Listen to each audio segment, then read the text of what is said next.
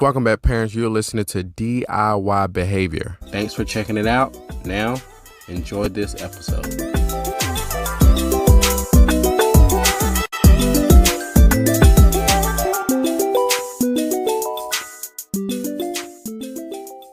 I came across a pretty interesting article on today.com titled How to Handle Toddler Tantrums When You're Traveling. I'll say that 3 times fast. How to handle toddler tantrums when you're traveling. The article is by Laury T, Coffey, and for this episode, we'll be reading a little bit of it, more so skimming and reviewing her tips for handling toddler tantrums. And then at the end of the episode, give a quick recap about my opinion about her tips. And after each topic, I give my opinion as well. So let's go ahead and get into the article. All right, so she starts off by saying small children and airplane fights. The mention of these two things in the same sentence is enough to make parents and many airline passengers cringe. Add in flight delays around the holiday rush, and traveling with kids can squash your spirit very fast.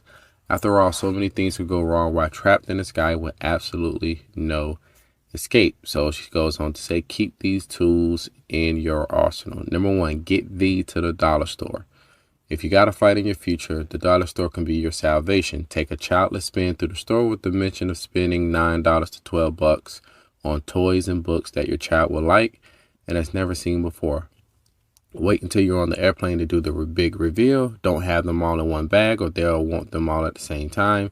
Hide them in different places. This will make it a little bit more interesting and exciting for your child.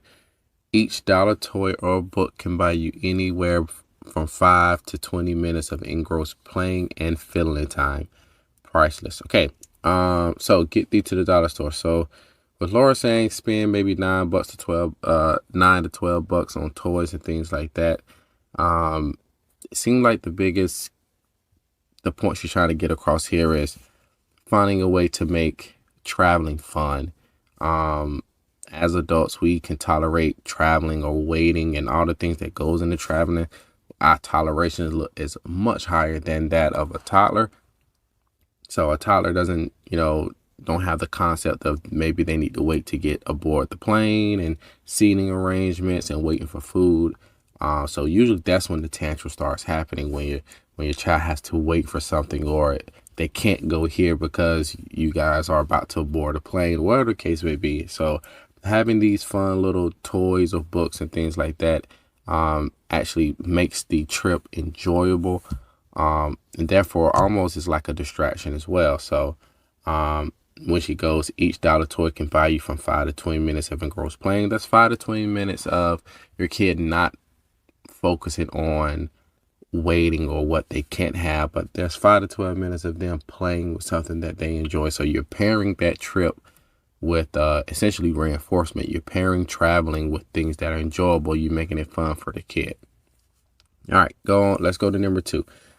Plan other unexpected surprises. Mind-blowing options can pull together on the cheap, often with odds and ends you already have at home. Some ideas are fill little plastic eggs with random nuggets of distractions. That's the key word, distraction there. Depending on your child age, beware of choking hazards. Flip books and coloring books, slinkies, stickers, and sticker books are excited. Got some construction paper, got a glue stick. Try cutting a whole bunch of strips in colorful construction paper before your trip and storing them in a top secret plastic baggie on the plane. Whip out the baggie, use glue stick to string the strips of paper together in a long chain. So Laura this is just a second tip, another way of doing what she sort of mentioned in number 1 is getting your kid distracted on the trip. So they're not focusing on waiting and not focus on what they can't have. They're focusing more on what they like and what they enjoy. But this is a more different or strategic way of doing it by making it full of surprises, quote unquote surprises, but you're pairing it with reinforcement. So not a bad tip. Number 3, be a master storyteller. Don't forget that one of the ways to mystify a small child is to tell stories in an animated way. You can craft tales about where you're going, whom you'll see, and what you'll do when you get there. You can make up stories about the adventures your luggage is having in the belly of the aircraft. Try bringing a mix of new, never seen before books along with favorite standbys. Hand puppets can also dazzle your child with stories and running commentary about the flight. All right, so same concept, different form. Being more so a distractor, making it fun for your kid by now telling stories, and she even go to say little hand puppets. I mean, out of all of them that's mentioned so far, this one was probably would be the most least effective. And that may be very effective, but it may not be as effective as the other two because you don't really have any tangible items that can really distract your kid. It's your kid paying attention to what you're saying, and it probably won't buy you as much time. But this is maybe a good strategy when you're like in the drive-through or you're walking from your terminal to wherever you need to go. So again, same concept, different form. Distract your kid, make it enjoyable, so they're not focusing on what all the stuff that they can't have, or not focusing on how much they need to wait when they're traveling. Number 4, don't blow all your arsenal at once. Yes, flying with all of this stuff can get heavy, but it's worth it. If you're flying with your partner or another loved one or friend, spread your ammunition out between you and the biggest carry-ons that you can haul. Try not to pull all your weapons right out at the beginning of the trip. Pace yourself a little bit. Remember, you're putting them under very unusual circumstances. You have to give to get. So, Laura's mentioning, don't give them everything that you sort of been saving all at once. Again, the purpose of this is more strategic as far as creating some deprivation where as soon as you give them one of the toy, it quickly loses value. Every minute that they play with it is not as valuable as it once was when they first got it. So can you imagine just giving them 15, 20 things that you brought? As soon as they come in contact with it, maybe 20, 30 minutes is not as viable. They on, your child may be on to the next thing. So it's more so like a little bit of more like common sense, that separating it into 20-minute intervals, 30-minute intervals, or when you're seeing your child is getting bored with whatever they're playing with, that's a good time then to try to give them or present something else that you brought with them. Maybe it's another book, coloring book, sticker book, whatever. Just don't give them all at once because they're more likely to become satiated on it, and then they on to the next one, right? And then now you have to try to put out that fire or distract them when you've given them all of what you brought so far. So don't blow your whole arsenal at once. Very good tips. Number 5, speak their language. Dr. Carp is a huge advocate of emphasizing with little ones. He teaches parents how to nip tantrums in the bud by acknowledging how kids are feeling and speaking toddlerese to them. He also recommends gossiping with others nearby, your travel partners, friendly passengers, about what a good job your child is doing. All right, speak their language. Good tip. It's more so about, I like the end where it says about speaking with travelers about how good your child is doing. With traveling, a lot of stuff can go wrong. You could be correcting your child's behavior. Don't do this, don't do that, stop doing this. But I have an episode about reinforcing or rewarding children's behavior, but just letting your child know when they're doing the right thing can go a long way, right? Letting your child know when they're doing the right thing can potentially motivate them to continue doing it so they can continue getting your praise, right? Especially if you give that praise in a high magnitude with tickles and physical play, that can really go a long way. So it may not be super effective, but it could be just a little nugget to make the trip a little easier for your kiddo. All right, number 6, time feedings correctly. A hungry baby, toddler, or child is almost by definition a cranky child. To keep kids happy, keep them fed and watered. Delay feedings for 2 or 3 hours or so before the flight takes off, if feasible. Once you've seated, pull out a mini feast of foods that your child loves. Avoid anything too sugary, even if it's a favorite, because simply your kid may start bouncing off the wall. Caffeinated colas and iced teas are also big no-nos. If you suspect your child will turn up her nose at the airport or airplane food, Make or bring favorite items from home. Do whatever you have to do to avoid battling of wills with your child over eating. All right, so time feeding correctly. This goes more so into, again, number one or number two. If your child sees food, or you present food or snacks, whatever the case may be, that they like, you're essentially giving them a distractor so they don't have to focus on waiting or things that they can't have. So it's just another same concept, different form. All right, number 7, go a little crazy with the foods that you bring. This is one time it may make sense to blow your money on gimmicky foods and drinks that you usually don't buy. Again, just so as long as the stuff that you buy isn't too sugary or caffeinated. Your child may be astonished and thrilled at snack packs and Basil with his favorite cartoon characters. It's a party. All right. Same thing as number 6 and number 1, just a different form, going crazy with the foods, things that they don't usually get. They may be more motivated to eat. If they're more motivated to eat, that's a good 15 or 20 minutes of them standing still and calm and being safe, and you see them, rather than wanting to get at things that they can't have.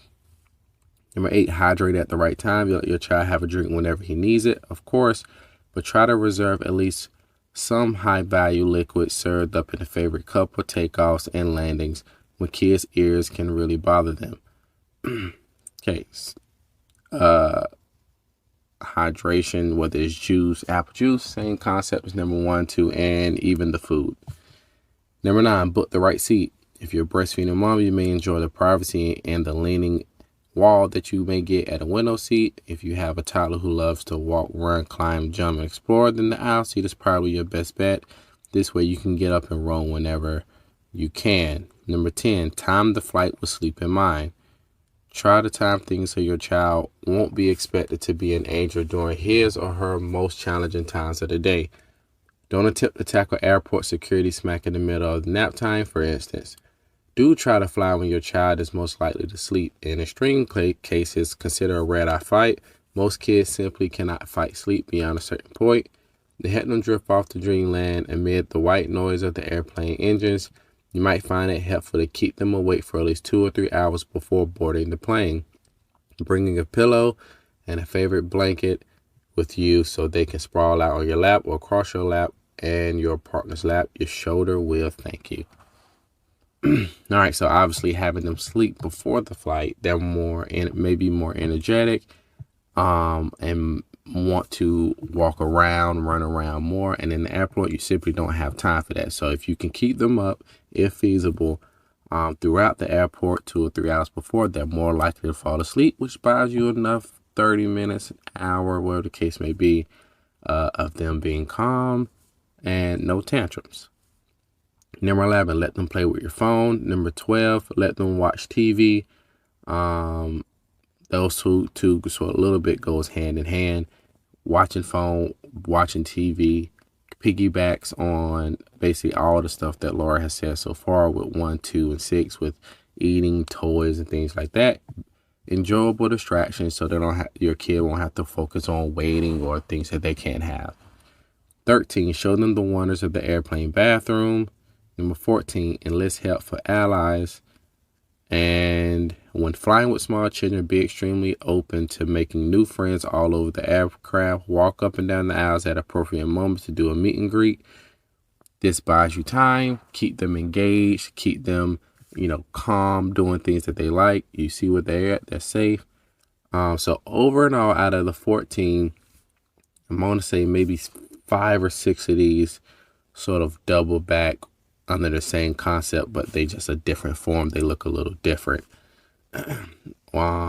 So Laura probably could have gotten away with maybe, if I would have done it differently, I probably would have done maybe just 6 tips and put a lot of these under the same boat. Like going to the dollar store, getting the toys, plans unexpected surprises, food, drinking, and letting them play with your phone and watching TV. Those all can go under the same thing as far as create distractions by being creative and bringing enjoyable things to help your kid enjoy traveling. And then everything else as far as time and sleep, getting help from allies, showing them the bathroom, booking the right seat, and timing feeding correctly, and sleep. Those things that are more strategic. So, more so you being a little bit more proactive as well. But all in all, I think Laury hit the nail on the head with essentially with traveling. She sort of mentioned it. All these tips is in the airport, but you can basically apply all of these in the car, on a cruise, on a train, walking, going on a stroll. You could essentially apply all these tips when it's traveling, because you just want your kid to have fun while traveling, because they have less toleration for all the things that goes into traveling, like waiting and getting things that you can't want. So they're more likely to tantrum. So you just want to make sure that you're pairing that travel with reinforcement by bringing rewards for them that can distract them from all the caveats that goes into traveling. All right, that's my time. The number one question to ask yourself when it comes to your kids' behavior is, how can I set them up for success? Until next time, parents. Them